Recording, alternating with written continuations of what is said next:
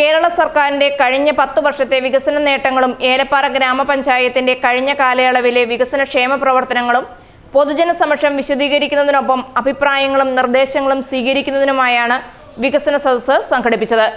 ഏലപ്പാറ വ്യാപാര ഭവനിൽ വെച്ചാണ് വികസന സദസ്സ് സംഘടിപ്പിച്ചത്. ഇടുക്കി ജില്ലാ പഞ്ചായത്ത് അംഗം KT ബിനു വികസന സദസ്സ് ഉദ്ഘാടനം ചെയ്തു. ഈ ഗവൺമെന്റ് കേരളത്തിലെ സാധാരണക്കാർക്ക് വേണ്ടി ഒട്ടേറെ നേട്ടങ്ങൾ ഏതാണ്ട് 9 വർഷക്കാലം 10 വർഷക്കാലമായി ചെയ്തുകൊണ്ടിരിക്കുകയാണ്. അതിനോട് ചേർന്ന് നിന്നുകൊണ്ട് പഞ്ചായത്ത് ഭരിക്കുവാൻ ഭരണസമിതി കഴിഞ്ഞിട്ടുണ്ടോ?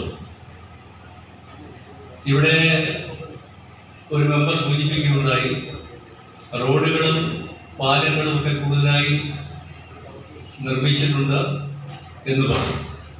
പക്ഷെ ആധുനിക സമൂഹത്തിലെ ഒരു മനുഷ്യന് റോഡും പാലവും മാത്രം മതിയാണ്. ഒരു പഞ്ചായത്തിന്റെ പൊതുവായ വികസന നേട്ടം എന്ന് പറയുന്നത് ആ പഞ്ചായത്തിലെ ജനങ്ങൾക്ക് തൊഴിൽ. ചടങ്ങിൽ വികസന സദസ്സിന്റെ രക്ഷാധികാരി കുഞ്ഞുമോൻ VP അധ്യക്ഷനായിരുന്നു. Panchayat secretary Anil C. George വിഷയാവതരണം നടത്തി.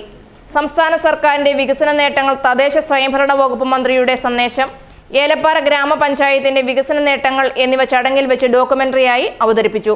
ഗ്രാമപഞ്ചായത്ത് മെമ്പർമാരായ എബിൻ ബേബി, മായ സുജി, സരിത B, നിഷ റെജി, പ്രീതി ഭാസ്കരൻ, അജിത V, സിനി വിനോദ്, സംഘാടക സമിതി കൺവീനർ സിൽവസ്റ്റർ എന്നിവർ പങ്കെടുത്തു.